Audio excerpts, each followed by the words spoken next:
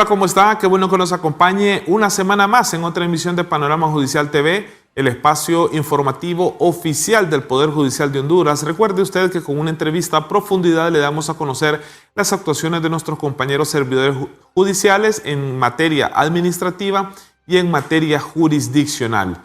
El Poder Judicial de Honduras tiene redes sociales en las más importantes que se dirimen actualmente. En el Facebook nos encuentra con el nombre Poder Judicial de Honduras, en Twitter @PJ de Honduras, en Instagram Poder Judicial Honduras. Les recuerdo los días y los horarios que usted puede sintonizar Panorama Judicial Televisión, en este caso los días sábados a partir de la 1 de la tarde por la frecuencia de Canal 8 en Televisión Nacional de Honduras y los días domingos a partir de las 8 de la noche por Suyapa TV Educativa. Adicionalmente, Panorama Judicial TV y el Poder Judicial de Honduras tiene su canal en YouTube y en el buscador usted puede escribir Panorama Judicial TV y ahí le aparecerá ya la gama de casi 230 programas con diferentes temáticas que hemos abordado a lo largo de estos años. Y precisamente, hablando de temas de redes sociales, de ciberacoso, de ciberbullying, esta será la temática que abordaremos esta semana. Al respecto tendremos a un analista de sistemas, especialista en este tema de ciberbullying y ciberacoso para que usted conozca qué es estos delitos y cómo puede hacer usted para no ser víctima del ciberacoso y del ciberbullying. Sean ustedes bienvenidos y bienvenidos a Panorama Judicial TV.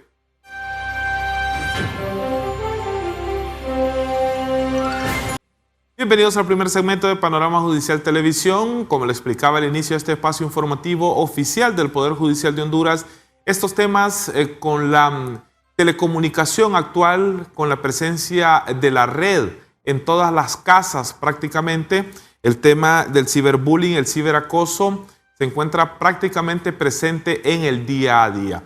En la hora de programación le estaremos dando a conocer qué es lo que usted tiene que conocer para evitar estas situaciones. Le damos la bienvenida a nuestro analista de sistemas y quien también forma parte de la Escuela Judicial Francisco Salomón Jiménez Castro, es el ingeniero Hernán José Cepeda. Hernán, ¿cómo está? Sea usted bienvenido aquí a Panorama Judicial TV. Buen día, Carlos. Un gusto saludarles. Gracias por la invitación. Gracias por tenerme aquí, ¿no? Y hablar de este tema tan importante. También un gusto para mí estar con los televidentes y pues a las órdenes de ustedes, ¿no? Ingeniero, nos gustaría que nos hiciera una introducción de qué es el ciberacoso, esta palabra que hemos venido escuchando mucho últimamente y que lamentablemente se está presentando ya en nuestro país. Muy bien, Carlos. Empezando vamos a diferenciar un par de cosas antes de comenzar vamos a diferenciar el concepto del bullying, el concepto del ciberbullying y el concepto del ciberacoso y del acoso. ¿Cuál es la diferencia entre el ciberacoso y el ciberbullying? Es que el ciberbullying es dirigido a adolescentes y a niños y el acoso y ciberacoso es dirigido a los adultos. ¿Ok? Entonces, definiendo esto, podemos entender como bullying, por ejemplo, a cualquier acción o una conducta que no es normal, agresiva, una conducta donde una persona o un grupo de personas atacan física o verbalmente o emocionalmente a otra persona haciéndolo sentir mal. Entonces, eso es el concepto básico de bullying. Pero, ¿cuál es la diferencia entre el bullying y el ciberbullying? Que uno es en la vida real, o sea, en espacios físicos definidos como la escuela, como en la colonia donde vivo, como donde estoy, donde me llevo yo, y el ciberbullying se traslada al ciberespacio. El ciberespacio es todo aquel espacio donde nos relacionamos, pero de forma virtual. O sea, la computadora, las redes sociales, el internet, etcétera, etcétera, etcétera. En tal sentido, Hernán, la realidad indica que se presenta más con los menores o todas las personas que de alguna u otra manera están ciberconectadas tienen a padecer de este problema. De hecho, muy buena pregunta, Carlos. Es por igual. O sea, los niños son más susceptibles por el hecho de que a veces se quedan callados ellos y no dicen nada, ¿no? la pandemia ha venido a incrementar los casos de ciberbullying. ¿Por qué? Porque nuestra existencia después del 2020 cambia y nosotros vivimos un espacio de tiempo donde estuvimos encerrados en casa. Los niños empezaron a recibir clases virtuales y nosotros empezamos teletrabajo. Entonces ahora todo este tipo de conductas se enfocan en las redes sociales y en el ciberespacio. A tu pregunta también agrego, pues, que tanto los niños como los adultos podemos ser víctimas de ciberbullying y de ciberacoso, ¿ok? Desde parte, por ejemplo, laboral, por otra persona que nos esté acosando o que haga conductas que nos hagan sentir no cómodos o nos haga sentir mal, es ya una situación de ciberbullying. ¿Cuál es? De ciberacoso, perdón. Sí, claro. ¿Cómo podemos diferenciar el ciberacoso del ciberbullying, ingeniero, con esta realidad que usted nos ha venido explicando? Bien, para diferenciarlo básicamente es el asunto de que el ciberbullying va dirigido a niños y adolescentes. Cuando un niño presenta una actitud retraída después de ser una persona, un niño muy activo y ahora ya no quiere hablar con los padres o algo está pasando. Y el ciberacoso va dirigido más a los adultos. O sea, y ahí es donde también nosotros, cuando nosotros nos sentimos acosados por alguien en las redes sociales, alguien que nos ataca en las redes sociales, alguien que nos manda correos, que nos manda mensajes de WhatsApp, y dentro de la tecnología, ahí se está dando un caso de ciberacoso. El ciberacoso tiene la particularidad de que se puede dividir en diferentes tipos de ciberacoso, a diferencia del ciberbullying, que el ciberbullying normalmente se genera a través de la escuela o a través de los entornos donde los niños se llevan. Ojo con esto, el ciberbullying normalmente es de niño a niño. Ya cuando hay conductas un poco más desviadas, como por ejemplo acoso sexual de un adulto a un niño, ya esto cambia y ya esto entra a ser casi un ciberdelito por el asunto del acoso hacia un niño, ¿no? Así como nos protege la ley, protege a los niños la ley y las convenciones internacionales, así lo hace. Pero normalmente el ciberbullying va de niño a niño, o de un grupo de niños a otro niño, a un niño, prácticamente a un niño, ¿no? O a una niña. ¿Cómo nosotros de adultos, en este caso ingenieros, podemos identificar que somos víctimas de un ciberacoso ya en relación a los motivos que usted nos ha proporcionado que se puede estar presentando? Bien, primero definamos o mencionemos lo que son algunos tipos de ciberacoso en caso del adulto, para después poder decir cómo podemos hacer o cómo podemos identificar nosotros que somos víctimas. Bueno, el primer caso, por ejemplo, es un caso, por ejemplo, uno de los tipos de ciberacoso es la sextorsión. ¿Qué es esto?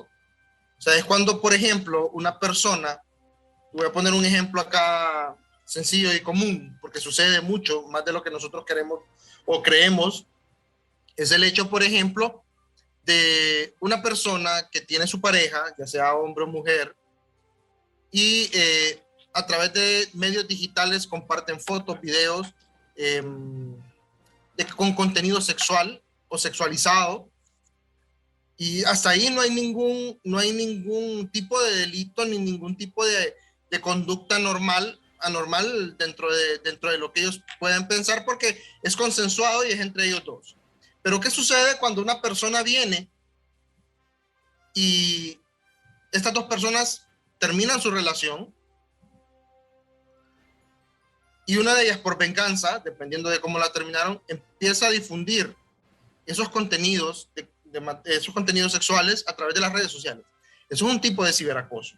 También está el grooming, que era lo que yo mencionaba antes, así se le conoce al acoso de un adulto hacia un niño. Puede ser de orden sexual o puede ser de orden no sexual. Por ejemplo, una persona, un adulto, que acose a un niño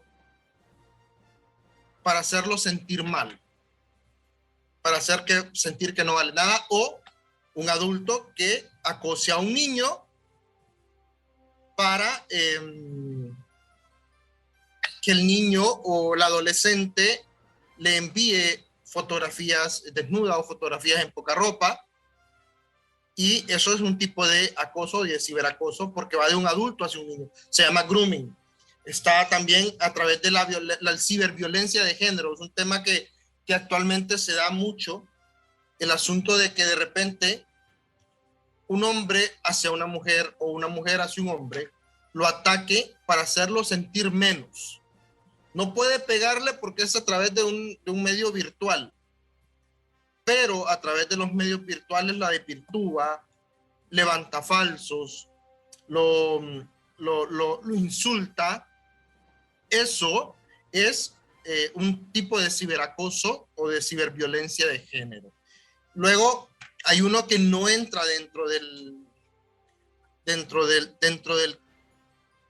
ciberacoso como tal, pero puede presentarse o puede darse el caso que después de esto puede existir un tipo de ciberacoso que es el asunto del sexteo o sexting, que es enviar imágenes y mensajes de contenido sexual. ¿Ok? En ese caso no incurre todavía en una situación, pero si después de eso alguien se enoja, una de las dos partes se enoja y empieza a enviarlo, ahí sí ya se convierte en un tipo de acoso. Así es, en efecto, buenas explicaciones nos ha proporcionado el ingeniero Hernán Cepeda. Hemos iniciado a conocer el ciberbullying y el ciberacoso. En el segundo segmento estaremos conociendo cuáles son las características del ciberbullying. No se separe de nosotros, ya volvemos con más aquí en Panorama Judicial TV.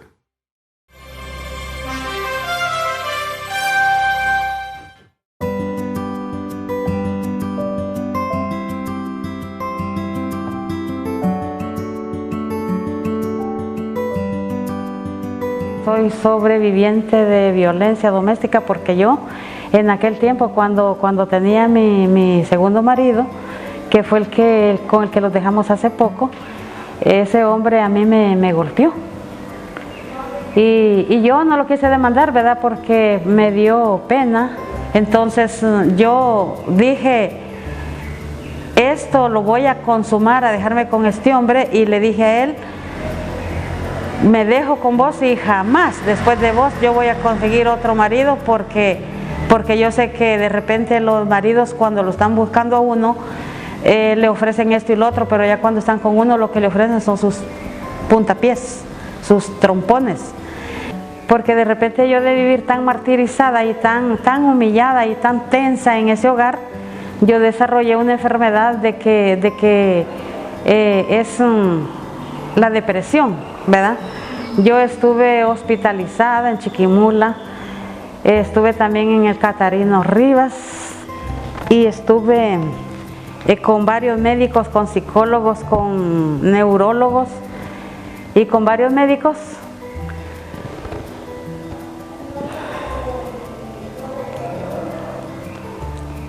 Porque de repente eso a mí me molestaba mucho, ¿eh? Luego de eso yo vuelvo a salir adelante y les digo a varias mujeres de que no se den por vencidas y que luchen, porque la vida solo es una, no hay dos, y hay que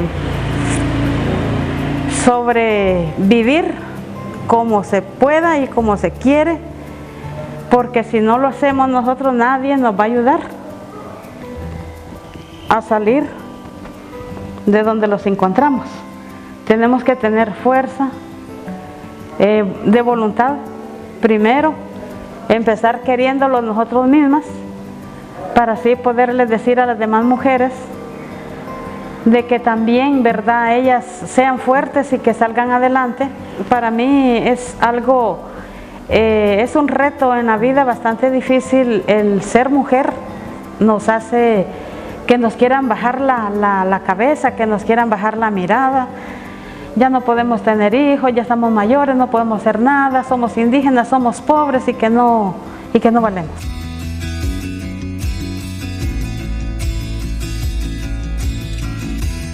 El primer espacio que yo conseguí como mujer afiliada a Pueblo Maya Chortí o como mujer afiliada con INS, el primer espacio fue en el Consejo Regional de los Hombres. Yo era consejera de redacción, de redactar las actas. Después salí, me fui unos meses para mi casa, volví a venir como delegada a la asamblea y me delegaron como consejera de la mujer mayor regional. Y alcancé el cargo de que estoy ahí arriba en esa fotografía, de que soy consejera nacional de educación. Que es lo que nosotros quisiéramos, tener una estructura consolidada, de que las mujeres tengamos nuestro propio recurso para poderlos mover, hacer nuestras gestiones, hacer nuestras propias propuestas, hacerlas nosotros, de qué es lo que queremos, qué nos gusta, qué no nos gusta, ¿verdad? Y también formar los consejos de mujeres a nivel de comunidades. Ese es el otro reto que tenemos como mujeres, pero bien veces cuando íbamos a dar, por ejemplo, charlas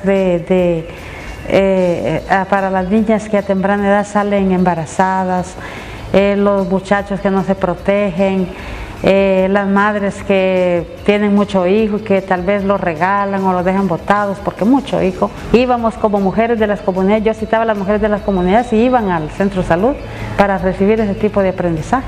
Bueno, yo como alejandrina, ¿verdad?, del pueblo Maya Chortí, yo le digo a las demás compañeras mujeres de que de repente piensen en lo bonito que es la vida, en lo que tienen derecho a vivir bien y que es inviolable.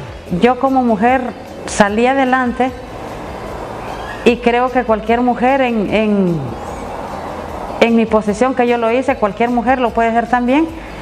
No es tarde para uno emprender algo que uno quiere cambiar en su vida, solo hay que tener fuerza y voluntad y buena mente, y donde uno pone la mirada adelante, seguir viendo hacia adelante y no mirar hacia atrás.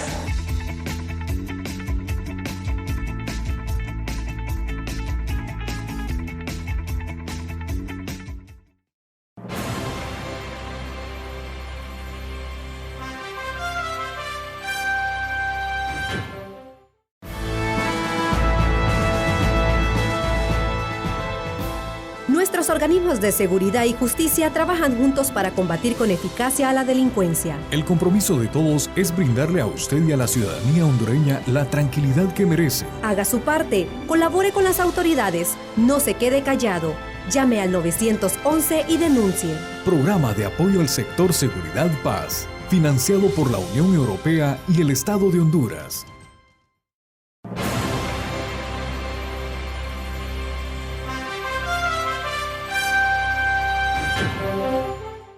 Bienvenidos al segundo segmento de Panorama Judicial Televisión. Este tema muy importante que estamos desarrollando para esta semana, el ciberbullying y el ciberacoso. ¿De qué se trata? La realidad que tenemos que tener cuidado como padres, pero también como personas que estamos realmente conectados en el día a día con esta realidad que nos ha presentado la pandemia, la COVID-19, y que no podemos ser ajenos a tocar estos temas para beneficio tanto de nuestra familia como nuestro beneficio laboral. Le recuerdo que nuestro invitado para esta semana es el ingeniero Hernán José Cepeda. Él es analista de sistemas de la Escuela Judicial Francisco Salomón Jiménez Castro. Ingeniero Cepeda, ¿cuáles son esas características del ciberbullying que es muy importante identificarlas para no tener inconvenientes de este tipo? Ok, muy bien. ¿Cómo explicar, cómo podemos identificar el ciberbullying en un niño, por ejemplo? El niño deja de hacer las cosas normalmente, empezando por ahí. O sea, las cosas que antes le generaban un placer, por ejemplo, conectarse a jugar con sus amigos, ya no lo hace, o le da miedo, ya no quiere hablar con los padres, ¿no? Se manifiesta a través de mensajes también. El niño recibe mensajes intimidantes de sus compañeros, o le dicen sos un tonto, o le dicen no vales la pena, no vales nada, etcétera, etcétera, etcétera. Otra cosa bien interesante y bien importante con este tema del ciberbullying, y es el que a veces los niños no le cuentan a sus padres el por qué o qué es lo que le está sucediendo. Por temor, por pena. ¿Por qué? Por temor, porque, por ejemplo, el niño va a decir, ok, pero si yo le cuento a mi papá, me va a quitar el teléfono, me va a quitar la tableta, me va a quitar la computadora. Entonces mejor se quedan callados y están aguantando eso, ¿no? Y también, o por temor a que lo regañen, por hacer sentir al niño como que él es el culpable y de repente él es la víctima. ¿Okay? Porque siempre para que exista un ciberbullying debe haber una persona acosadora y debe haber una víctima. Y normalmente el niño, a veces cuando es muy callado, o que tiene algún tipo de, no defecto, porque no existen los defectos en los niños, pero por ejemplo, aquí el estereotipo es el niño delgado. Entonces un niño ya gordito ya lo molesta. Sucede como sucedía en la escuela. O porque habla raro, porque tiene una muletilla. Entonces, por ahí puede empezar un caso de ciberbullying. O que no lo tomen en cuenta sus compañeros, o que lo saquen de los grupos donde está, que no le permitan jugar con ellos. Eso es, o así se manifiesta. Creo que también en este punto, ingeniero, las escuelas tienen que estar debidamente preparadas para evitar que se presente esta situación, que se realicen las conexiones prácticamente donde se reciben las clases, ¿verdad? En algunos casos. Habrá otros que el ciberbullying será cuando se conectan niños en línea por jugar videojuegos. Correcto. Ahora la tecnología ha ido avanzando tanto y a raíz de la pandemia también, gracias a las empresas que trabajan con tecnología, han ampliado su gama de plataformas para educación virtual que tienen herramientas de control, de ver dónde, por ejemplo, tanto los maestros como los padres, de ver a qué sitios se conectan los niños, cómo conectarse, o como padres de familia, saber nosotros como padres qué sitios visitan, qué instalan en sus dispositivos y poder bloquear sitios que no sean de acuerdo a la edad del niño o a lo que normalmente se debe utilizar, ¿verdad? Como decías, Carlos, las escuelas deben estar preparadas. Existe ya desde 2014 el decreto, hay un decreto que se aprobó en el Congreso, que es una ley la ley contra el acoso escolar. Es el decreto 96-2014. Este decreto, pues, regula todo este tipo de conductas anormales en los niños y dentro de ellas incluye las conductas a través de medios digitales. Entonces ya podemos decir que incluye las conductas a través del ciberbullying, ¿no? Los padres de familia definitivamente tenemos que estar más alerta con identificar esos posibles escenarios que usted nos explicaba, ingeniero, cuando un niño está siendo víctima del ciberbullying. Correcto. Nosotros los padres de familia, porque no podemos cargarle también todo el trabajo a los maestros. Nosotros en casa debemos estar pendientes de qué es lo que ve mi hijo, con quién habla, escuchar, de repente no decir nada, pues, o sea, ustedes saben, como padres de familia, nosotros sabemos con quién habla mi hijo y con quién no debe hablar mi hijo. O sea, y hacerle recomendaciones, hablar con ellos. O sea, y no regañarlos, sino que hablar, vení, sentémonos, platiquemos, ¿qué pasa?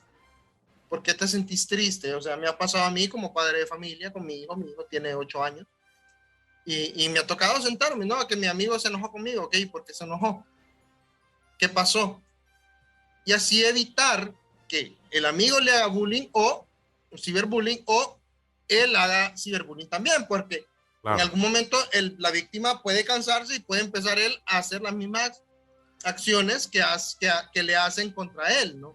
Entonces, y tal vez guiarlo y decirle, mira, estos sitios son buenos, estos sitios no son buenos, esto lo puedes ver, esto todavía no lo puedes ver porque no tienes la edad. Así es, muy buenas explicaciones al respecto. En este segundo segmento le estaremos presentando nuestro reportaje de la labor que realizan los compañeros del Servicio Nacional de Facilitadores Judiciales. Esta importante actividad que realiza el Poder Judicial de Honduras, que ya casi está llegando a los 18 departamentos del país, se la presentamos en el siguiente video. Veamos.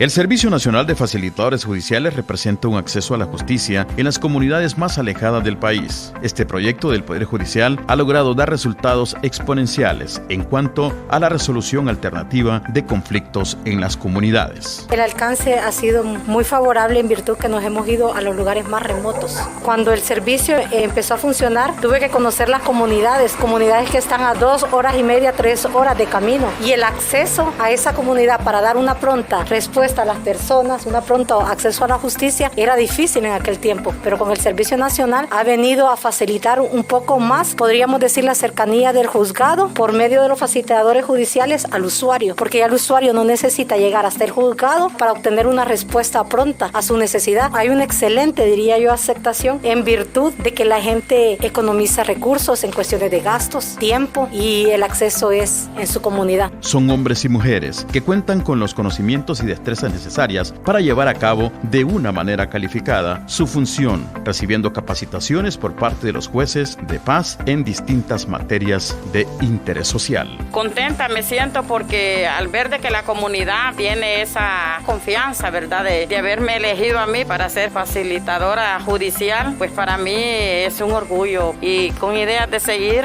si Dios lo permite, porque Él es el que nos da la oportunidad y nos da este deseo de poder trabajar por la comunidad y poder aprender para aconsejar a los demás. Ella nos ha dado capacitaciones y gracias a la abogada que ella siempre está pendiente cuando se va a dar una capacitación, ella nos está llamando. Pues me siento contenta que he aprendido bastante.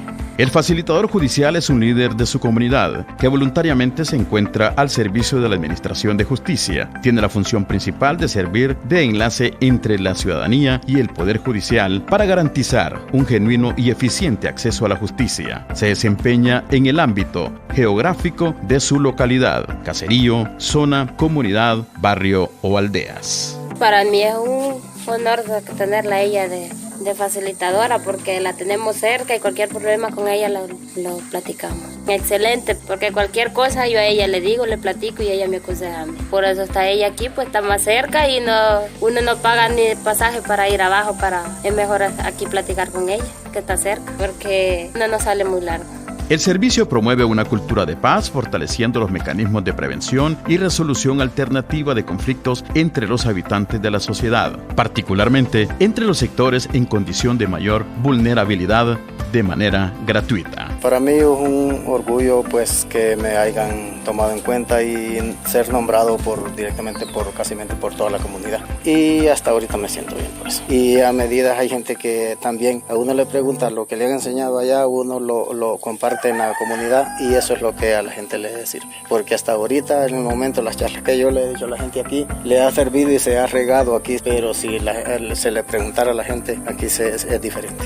Hasta ahorita no hay ningún problema que vaya a la carrera yo pues a decir que voy a solucionar esto, no. A veces a mí me preguntan qué cosa puede hacer y qué cosa no se puede hacer. Entonces yo, como estoy capacitado en sí, yo le he dicho a la gente hasta aquí y si no, yo le consulto a la abogada y lo desenredo en lo que sea. Los facilitadores son un equipo de voluntarios que sirven de apoyo a los jueces de paz. Dentro de sus funciones están asesorar, orientar e informar sobre temas jurídicos y administrativos a las personas que lo solicitan, con el fin de construir ambientes armónicos en las comunidades. Ha sido excelente porque es una persona que él desempeña el cargo que tiene excelente. Entonces nosotros lo sentimos con confianza como comunidad de que ahora los problemas menores se arreglan aquí. Pero él está desempeñando el cargo aquí, él podría decir a las 1000 maravillas. Se interesa en el bienestar por la comunidad. Estamos bien porque mientras él no existía como facilitador judicial, antes las cosas aquí eran, podría decir así, graves. Pero ahora,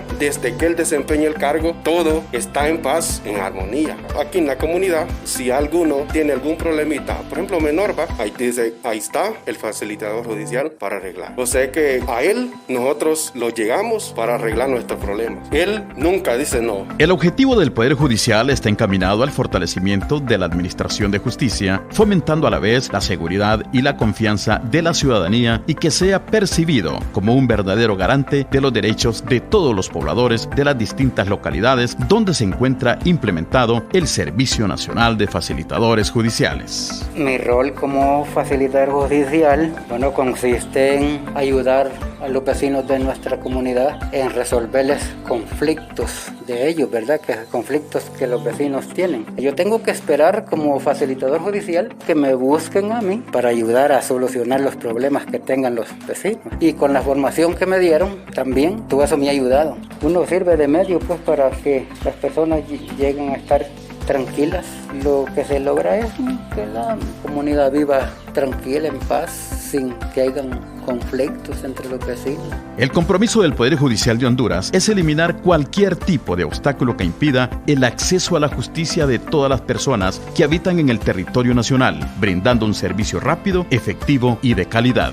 Es un reto más del Poder Judicial dentro de la proyección que tiene la institución de mantener y de impulsar lo que es el tema de acceso a justicia, siendo el Servicio Nacional de Facilitadores Judiciales uno de los programas pioneros para llevar a cabo esas miras del Poder Judicial. Y lo que consiste es pues en considerar al pueblo por lo mismo que sea el que decida sobre la solución de sus conflictos, que sea el que se forme a la misma comunidad, que ilustre a la comunidad y sobre todo crear una cultura de paz mediante la participación de los actores, sean estos las poblaciones que elijan sus representantes para que sean designados como facilitadores. El Poder Judicial actualmente, conforme a ese objetivo, funciona de puertas abiertas, ¿verdad? Tomando en consideración a la población, ¿verdad? En el tema de acceso a justicia, entendiendo como no solo las demandas que se tramitan en los juzgados, sino la solución de los conflictos de manera extrajudicial, por así decirlo, entre la figura del facilitador judicial y, lógicamente, para llevar justicia a las comunidades y a los involucrados. Durante la presente administración del Poder Judicial, se ha logrado la cobertura de los 18 departamentos del país, consolidando así la democracia, el goce de la justicia, la libertad y el bienestar económico y social. La justicia en las comunidades ya tiene un rostro: Servicio Nacional de Facilitadores Judiciales.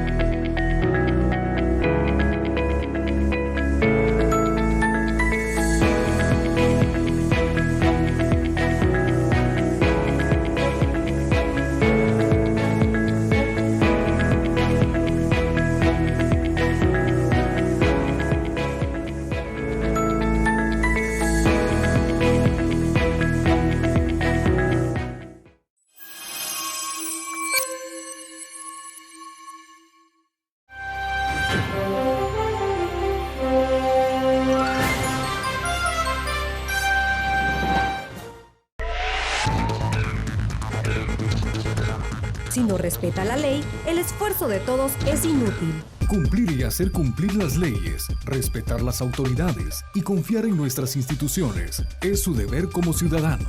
Haga su parte, respete la ley, obedezca las señales de tránsito y atienda los mensajes de alerta. Colabore con las autoridades. Programa de apoyo al sector Seguridad Paz, financiado por la Unión Europea y el Estado de Honduras.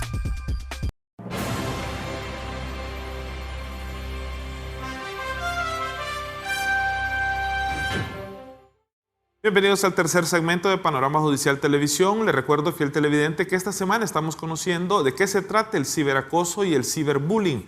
Esa realidad que ha sido tan notoria en los últimos meses debido a la presencia de la COVID-19 por tantas comunicaciones telemáticas que nosotros como trabajadores realizamos, pero también las conexiones que realizan nuestros hijos a partir de las clases que reciben de manera virtual. Antes de continuar nuestra entrevista de esta semana, les recuerdo que el Poder Judicial de Honduras tiene su propia app.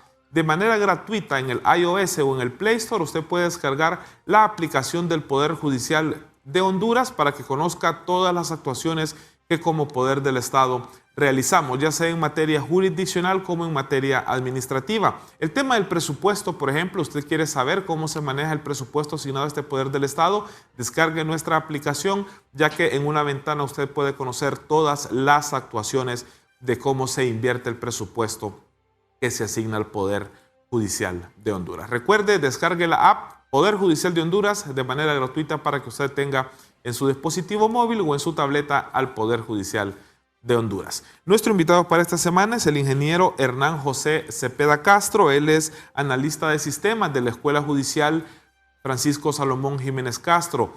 Ingeniero Cepeda, en el segmento anterior conocimos las características del ciberbullying. Ahora nos tocará entonces conocer las características del ciberacoso. Ok, muy bien. Algunas de las características del ciberacoso o ejemplos de lo que puede suceder con el ciberacoso es, por ejemplo, nos puede generar el ciberacoso que problemas de estrés, sentirme de menos o sentirme humillado o humillada, depresión, ansiedad, ira, impotencia, tristeza, fatiga, no saber qué hacer, perder la confianza. Incluso puede llevarnos a una pérdida laboral por el asunto de una depresión y en últimos casos el suicidio, ¿no? Las características básicas o esenciales del ciberacoso son aquellas mismas o son parecidas a las del ciberbullying, ¿no? Solo que dirigidas a los adultos. La ventaja es, o no es la ventaja, la situación es, es que el ciberacoso tiene una amplia gama de situaciones.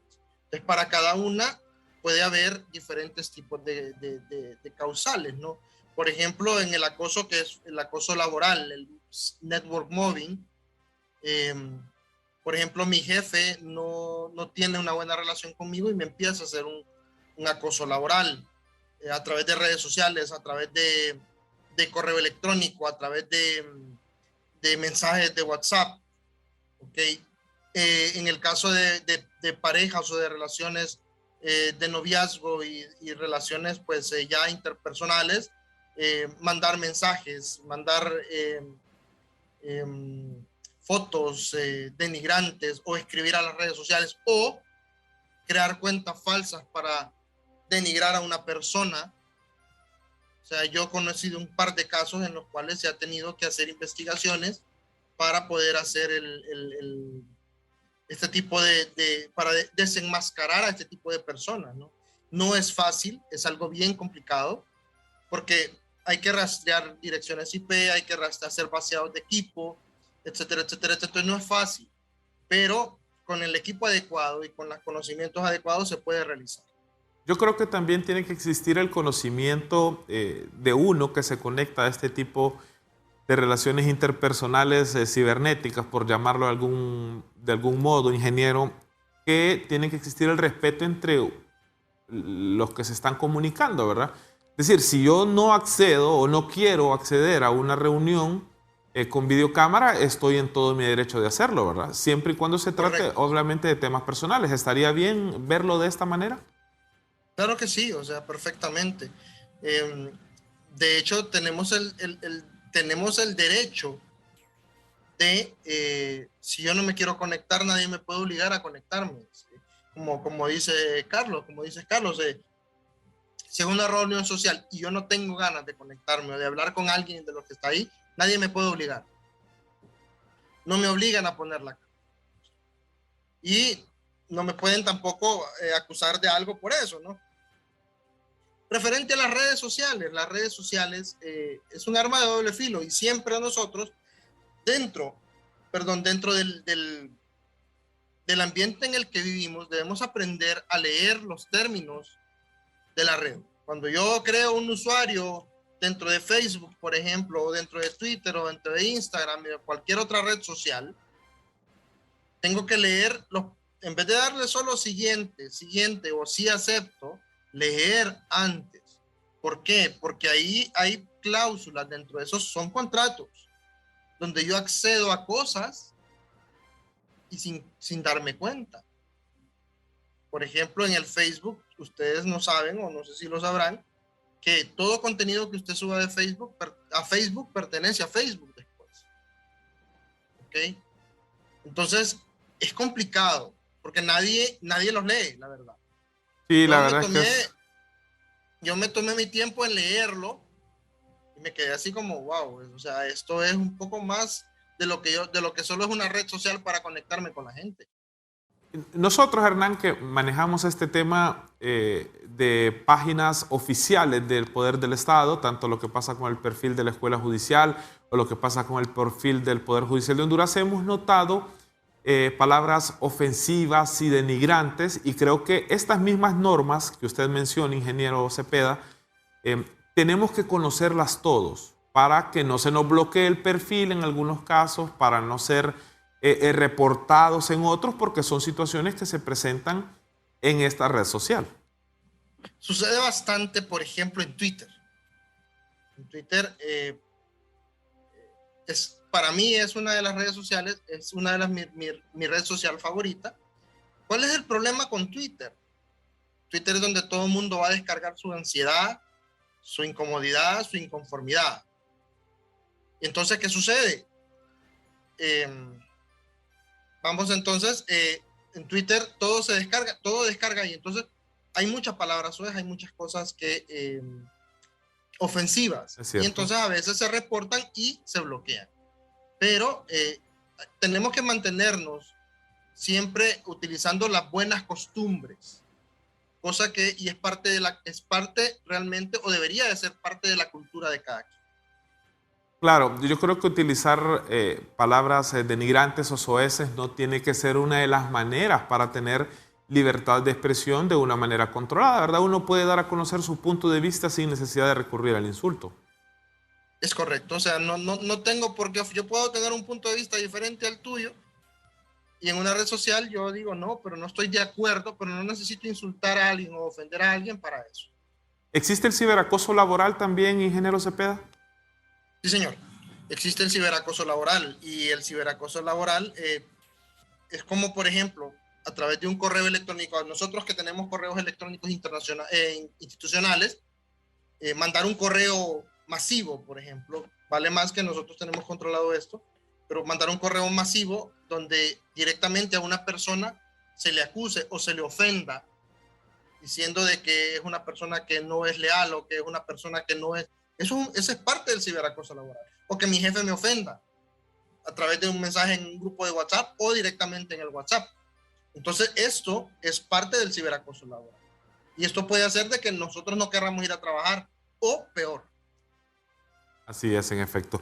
Bueno, en el tercer segmento tradicionalmente le presentamos nuestro resumen de noticias. Lo que ha ocurrido en el Tribunal de Sentencia de Tegucigalpa se lo presentamos en el siguiente resumen. Veamos.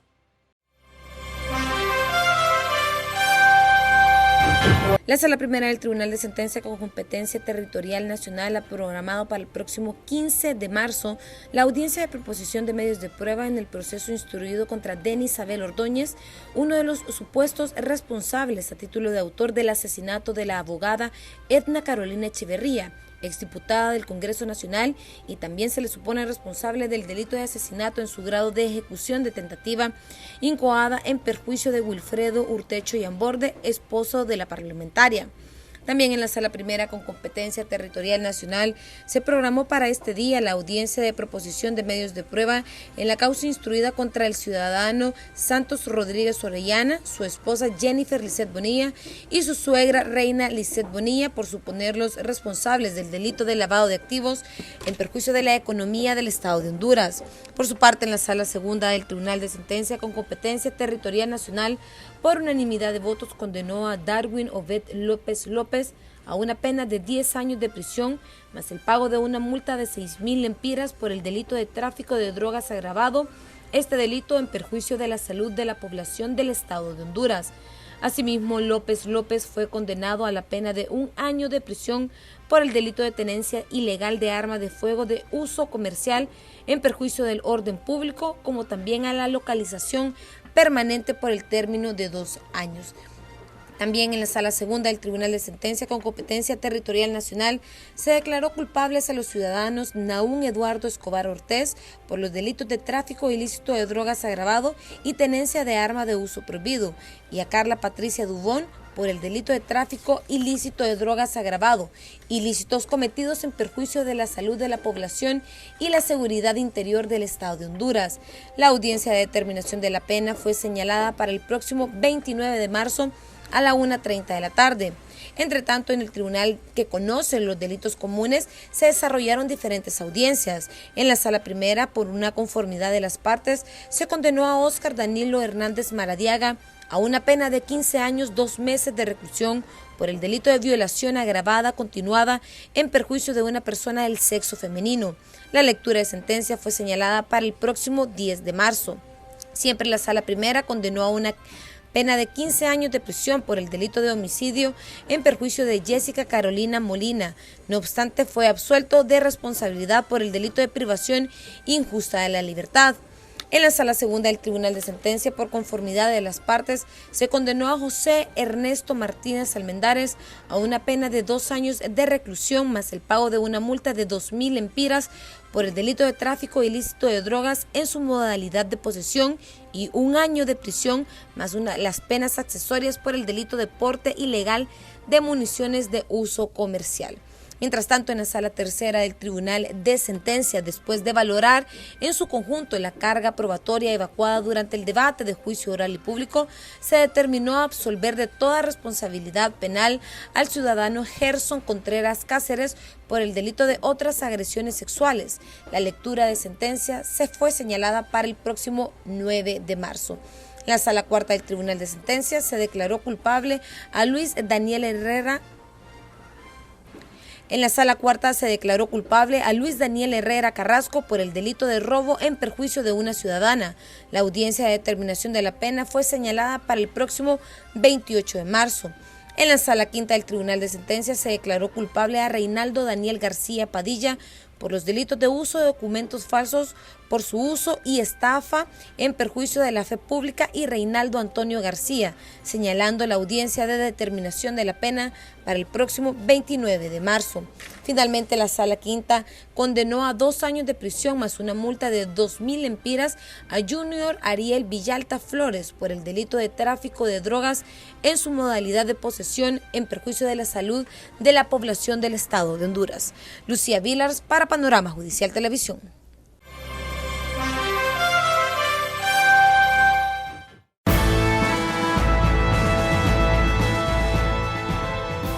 Nuestros organismos de seguridad y justicia trabajan juntos para combatir con eficacia a la delincuencia. El compromiso de todos es brindarle a usted y a la ciudadanía hondureña la tranquilidad que merece. Haga su parte, colabore con las autoridades, no se quede callado. Llame al 911 y denuncie. Programa de apoyo al sector Seguridad Paz, financiado por la Unión Europea y el Estado de Honduras.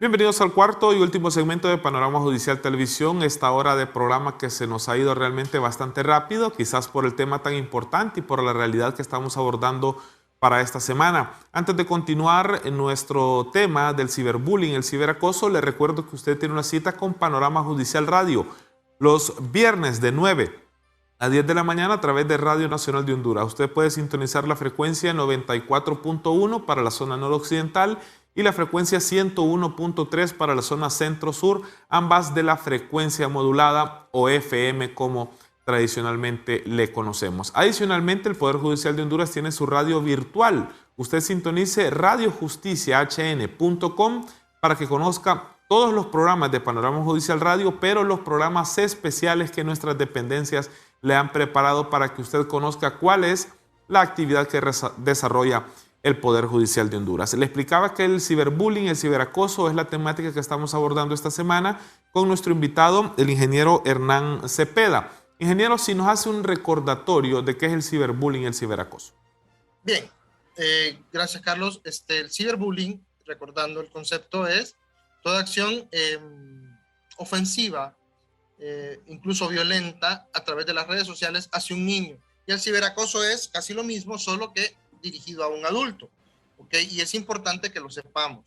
Es importante saber también y reconocer o saber qué debo hacer en caso de que mi hijo o en caso de que yo esté sufriendo de un caso de ciberbullying. Y entonces existen, primero pedir ayuda, o sea, no tenemos que tener pena en decir, me están atacando, me están ofendiendo. ya sea en redes sociales o ya sea a través de correo electrónico, de mensajes de WhatsApp. Pedir ayuda. ¿A quién? A nuestros padres, en caso de que sea un niño, a las autoridades también. La fiscalía también tiene una fiscalía donde se investigan los delitos informáticos, y esta es parte de las investigaciones que se pueden tomar dentro de él, el bullying o el ciberacoso. No responder, por ejemplo, al chantaje o a la extorsión. O sea, no dar pie a que sigan extorsionándome. Si yo no me siento seguro o no me siento a gusto dentro de un sitio en internet o una red social, no entro. Evitarlo. ¿Ok? Cuidar nuestra privacidad en las redes. O sea, hay niveles de privacidad que usted puede encontrar y puede configurar para que incluso, digamos, si la gente no quiere, si usted no quiere que la gente lo busque en Facebook, hay una opción donde usted no puede decirle, no quiero que me vea, estar invisible, ¿no? Si usted es víctima de ciberbullying si el niño es víctima de ciberbullying o usted es víctima de ciberacoso, guarde las pruebas. Ahora son admisibles las pruebas digitales. Tomas de pantalla de mensajes ofensivos, aunque se borren, están ahí. ¿Ok? Y también hacer saber a la persona que me está molestando que eso no es correcto y que me molesta, que no me gusta. ¿Ok? Claro, creo que ese es un tema bastante importante, hacerle saber a la otra persona que está cometiendo irregularidades. ¿Hay maneras, ingeniero, como las que usted nos cuenta, de permanecer invisible en una red social? ¿Habría recomendaciones para no ser víctima de ciberbullying y ciberacoso en este caso? Sí hay recomendaciones. Yo puedo recomendar a nivel personal que en nuestras redes sociales, por ejemplo, Facebook, por ejemplo, o Instagram, que son donde las redes sociales donde más fotos se utilizan y se suben, tratar de evitar subir cosas muy personales. No hay que dejar que la gente externa, alguien que no le interesa conocer dónde estoy, no tiene por qué conocerlo. Otra cosa es que dentro de las redes sociales, y esto es importante, mantener realmente los amigos que yo tengo, los amigos que yo sé que son mis amigos. Así es. O sea, ya solo porque una persona me parece interesante la voy a agregar, no, porque no sabemos quién es. Es más, no sabemos si esa persona es real o no, o es que alguien se robó el perfil de otra persona y lo puso para él, ¿no? Para poder crear un tipo de estas situaciones. ¿Ok? Eso en primera instancia. En segunda instancia, poder poner seguridad. O sea, estamos expuestos a los ataques cibernéticos. Estamos expuestos a que nos puedan hackear una cuenta. Entonces, poner contraseñas difíciles para que la gente no sepa cómo entrar. Son cosas muy personales las que manejamos ahí. Sí, ingeniero Cepeda, yo me acuerdo, hace unos días tuve la lectura de una noticia proveniente de Portugal con el tema del ciberacoso laboral, en este caso, que hay horas para realizar conexiones también de trabajo. ¿Esta es una manera también de evitar el ciberacoso? ¿Puede ser no tener esas reuniones en horarios fuera de oficina y que realmente afecten el desarrollo personal de los empleados también? De hecho, es algo que aparte para evitar el ciberacoso, creo que es parte de la salud mental de cada empleado, por el hecho de que usted está 8 o 9 horas en su trabajo, si no es que más, y usted al salir de la oficina ya no quiere saber nada de trabajo. En situaciones excepcionales se puede dar el caso. Así es. Pero no hacerlo muy seguido. Y le voy a poner un ejemplo. Yo voy a tener el día de mañana una reunión, por ejemplo. Pero las personas con las que me voy a reunir no pueden reunirse en el horario de trabajo y me dicen, pues reunámonos después de las 4 de la tarde. Pero no es como que va a hacerse una constante. Ok, una vez está bien.